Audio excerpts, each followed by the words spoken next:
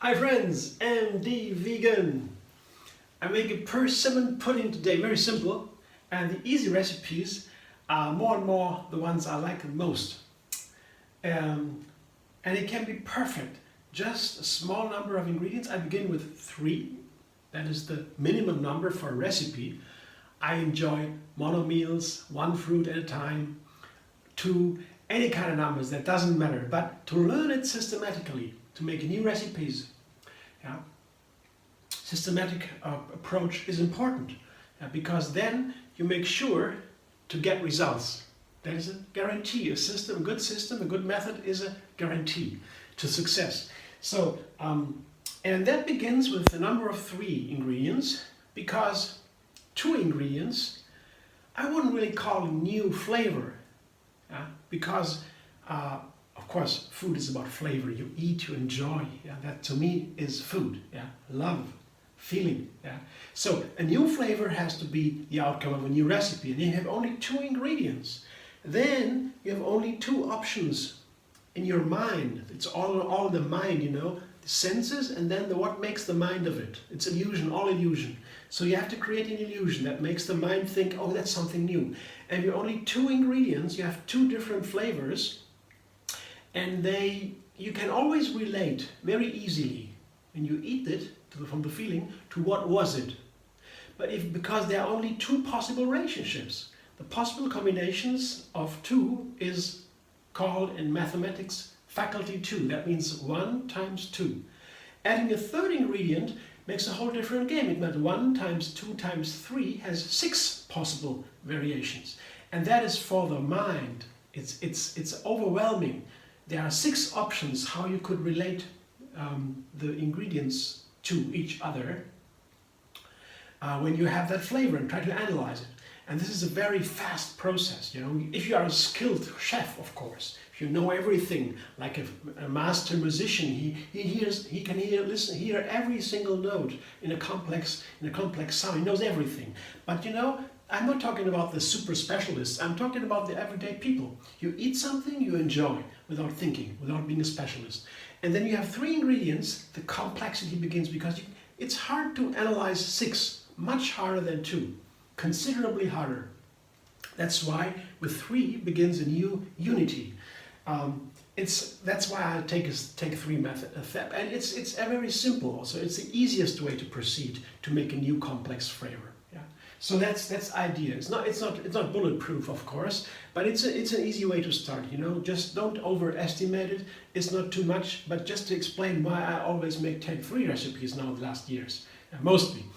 To learn, and of course I want to share what I learned with you, so you have a chance to learn, but you can also just enjoy. It can be so much fun to make just a simple recipe and easily enjoy. You have this wonderful fruit. Here I have persimmon. This is the main figure today in my recipe. It's a persimmon pudding, and you see I buy a big bag of persimmons when they are cheap. They are not always here in Berlin, but persimmons are of the fruit, I would say. They are so fantastic, they can be a meal on their own. Eating persimmons would be enough. There are many raw food freaks who love persimmons the best and have amazing recipes only with persimmon. But persimmon is one of them, mango the other one, and another one is papaya.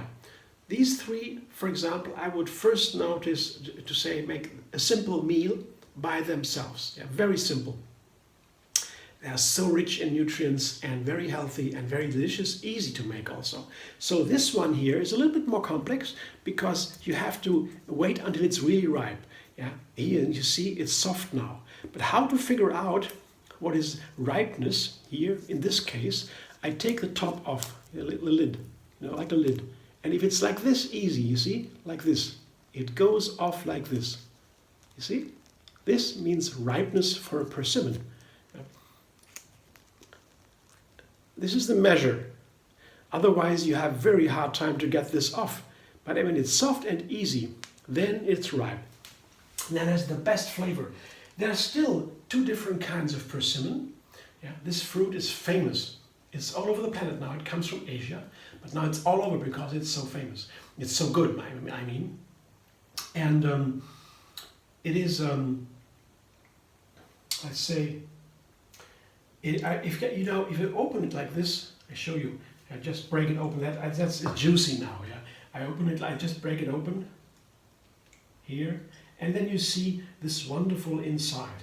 Yeah, this juicy, sweet texture with an orange color. See, I'll show you again. This is so delicious. This is a ripe persimmon, what it should be like. Yeah. And you can, I was talking about the two different kinds of persimmon in general. You have these kind of persimmon, they have a tender flavor, they have some edges in there, but not for you to taste at the first. You have to combine it with other fruits to find a tickle out, you know, all the flavor variety. It's always a spectrum of complex flavors inside one fruit. Always there are thousands of phytonutrients in one fruit, in one plant, in every plant. They're all part of the flavor experience. But it's very simple. It's a very simple fruit by itself. It's a gentle flavor. And if you have the other kind of persimmon, then you have a very tart and bitter flavor in the peel. So you have to peel it then. But this one, you don't have to peel. Yeah, it can be very unpleasant, yeah, the other ones. Sometimes on the market you get some very inexpensive persimmons and look beautiful, take them home, you bite and you say, oh, wow, that is tart, oh, I can't eat it. That's the one you have to peel, that's all you have to know. They're not bad, they're not worse or something, they are great, but you just have to peel them. But these, luckily in my health food shop, they only have the ones always when they have them. And I get the big bag, you know, and wait until they're ripe. Can take a week or so. Can even take longer than a week. You have to be patient. Yeah, but then they get ripe. Yeah. And then that is lucky because in my health food shop they buy only the ones that are not so bitter outside, not so tart. So the other fruit is here. You could blend it by itself. It's very sweet when it's ripe. It gets a wonderful texture, delicious sweetness, like a pudding. But I want to blend it today with an orange. I have one orange here. It's also sweet. And as I said, I want to create a new flavor here. I don't want to just work with one persimmon. I want to work with 3 ingredients. And the second one is the orange. And the orange has a similar color. That's always oftentimes that's a good reason for me to try something if it fits together. I want to eat a persimmon, I say, oh, what can I use it with? Orange, similar color, let's try. And then I know persimmon has a gentle flavor, it's very sweet, like a date almost. If you're very sweet, ripe, you can almost taste a date in that. That is so sweet. Of course, it's very soft, yeah.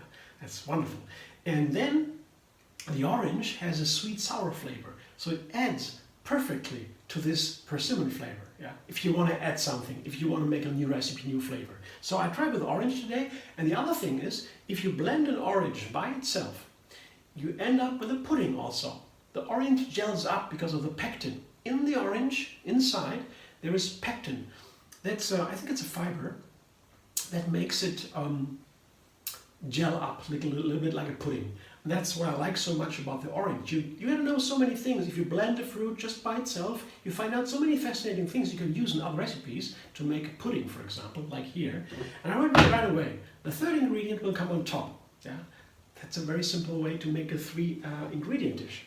So 2 ingredients in a cream. The top comes the third one. It's pomegranate seeds. I'll show you in a moment. Blender dance.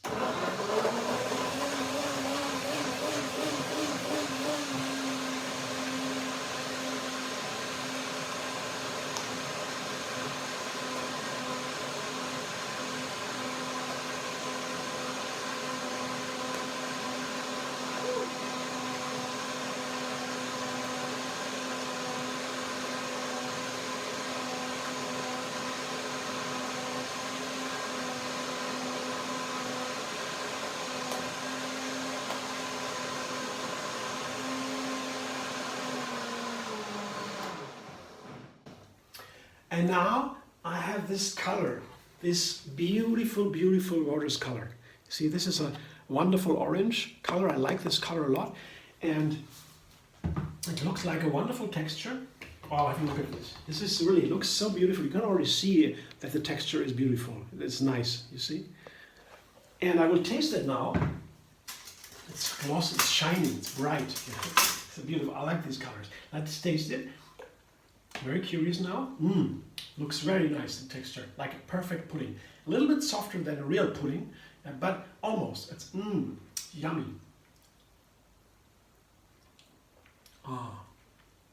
So good. Once again, make sure that the persimmon is really ripe.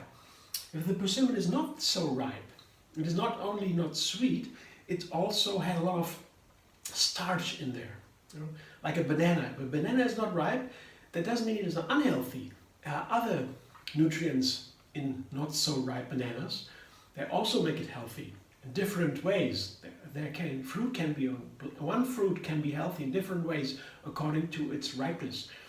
What we have in ripe fruit is all the starches have been converted into glucose, and that is the real food for our cells, for our brain.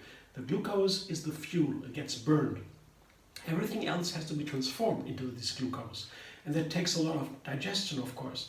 And if you have a very ripe fruit, it's very easy to digest. That's why many people say you have to eat ripe fruit. But that's not the whole truth. It is good to eat ripe fruit, but if it's not yet ripe, it's other benefits.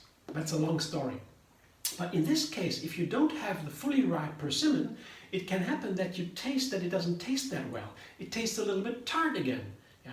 It's the starchy tartness that you have sometimes in fruit, in unripe bananas. You eat unripe bananas and it feels a little bit unpleasant. It sticks at the teeth a little bit and it tastes a little bit strange, and you don't want that. That can happen too if the pomegranate, if the persimmon is not ripe enough. But this one is really nice and ripe. Yeah. They can be even riper, but then you can hardly handle it. They run away from your hands, if they are too ripe. But here I show you what it looks like. Here you see it's a wonderful texture. You can already see it. It's very homogeneous. It's very gentle, smooth, very soft. Yeah. But it has still this little bit of texture, from the pudding texture here. Really, you can highly recommend persimmons. I love persimmons. And now I have a pomegranate here. That's half a pomegranate. I seeded it myself, and you can also buy pomegranates. And you know how to seed it. It's not that difficult. But if you get it wrong, you might end up all over with pomegranate juice. It gets all over because they are a little bit complicated to open, because all these little pomegranate seeds inside, called areoles, these you have to get them out of the pomegranate. You don't see them from the outside.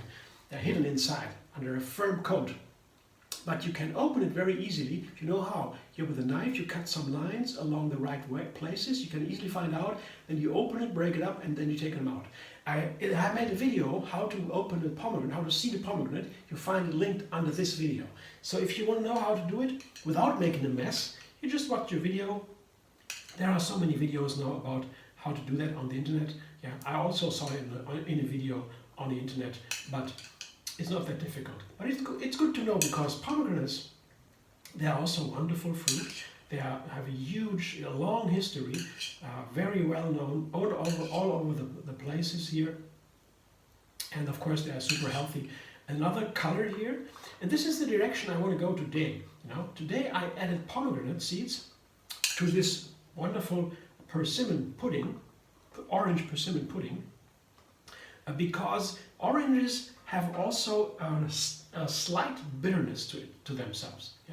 The slightly bitter orange flavor. We all know that. The peel is always very revealing. You can understand, analyze a flavor of a fruit. Oftentimes it's easy to understand when you get to the peel. The peel has oftentimes concentrated all the flavors in the fruit that we usually eat. We don't taste in a banana too. You understand much more about a banana flavor. You taste the peel, or you blend a little bit of the peel in the banana, then you see, it's almost a vanilla flavor, a very complex flavor, but you don't want to eat a peel, of course. But it tells a lot about the flavor. So with the orange flavor has something bitter in there. And that here fits so nicely with the pomegranate. The pomegranate also has a sweet bitter flavor, It's more to the bitter side, bitter-sweet side, but it picks perfectly with the orange. So I add to the base flavor is the persimmon, that is very gentle and sweet, very sweet, almost no bitterness in there. Add a little bit orange in there, gets a little bit sweet and sour, a little bit, and a touch of bitterness you can almost imagine only. And then you add the pomegranate seeds on top, and then you have the whole spectrum from sweet to sweet, bitter, and sour in between. That's perfect. I am looking forward to this recipe. I mean, it's a long story told about this simple recipe, but that's how you can create the most beautiful flavors, really simple and easy, with a little bit of planning ahead. I will definitely go on and work. I have more persimmons here to come. They are getting ripe. These are the ripest ones. I took them out now, 3 of them. Next one I plan it to use it with a date only. I try to blend the persimmon with the date maybe, and put something else on top. Yeah, not the pomegranate seeds. Would be something else. I don't know. Maybe I add lemon also together with the date, or even ginger. There are so many ways. Or how about a goji berry? I didn't try all these things. Or orange juice. Yeah, let's see. There are many options to how to use persimmons and how to combine them with other ingredients. The plant kingdom is a huge adventure to explore. I'm so happy to found vegan diet. Yeah, it's very nice. And the raw food is something, to me, is very simple. Yeah, it's an easy approach to learn cooking. Yeah, you don't only need to eat raw food if you don't want to. You can also eat cooked food that is also very healthy, can be very healthy. I prefer to eat more raw food than cooked. I find it a little bit more healthy. Studies are a little bit mixed, not yet so complete in the science world, but we already know it is not 100% raw food. It's not the definitely best diet. Nobody can say that because there's just no proof, and we have proof, significant proof, that some cooked foods are very healthy, even healthier than not cooked. So raw food high, yeah, that is scientifically proven, but there's nothing against eating also cooked food. And if you do that, you find it takes longer to cook. Yeah? Cooking takes usually longer than making raw food. And that's why I would say basically it's so nice to begin when you want to learn to cook, especially vegan food, all plants. It's the only way really of cooking. Yeah? It's our food, it's plants. It's the healthiest food, definitely. The science is clear about that right now. I hope the governments begin to understand that. I appreciate that. And all the people are following, of course, already going ahead. Government has to follow now so that everybody can follow. Yeah, that's the big plan. Get the whole world vegan finally and save the animals, of course. So, but that is the easy way to start cooking, learn cooking from scratch, all the wonderful flavors, yeah, pure flavors, easy flavors, simple flavors, right from the field, yeah, from the garden, from the produce onto the plate, yeah. Then you really understand what a food is made of, and then you can also refine it more and cook it even more. So that's another systematic approach, Begin with the easiest steps and then go more and more complex. And whatever you want. You can also go the other way around to analyze it. So, yeah, to give you an idea of how I think and how that works a little bit in my videos. So, hope inspire you. Hope you enjoy. If so, you can also leave a comment. Always happy to chat a little bit. And yeah, like my video if you like, and subscribe. MD Vegan on YouTube. Have another recipe every single day. Systematic, step by step. And find me on Facebook, Instagram, Pinterest, and Twitter.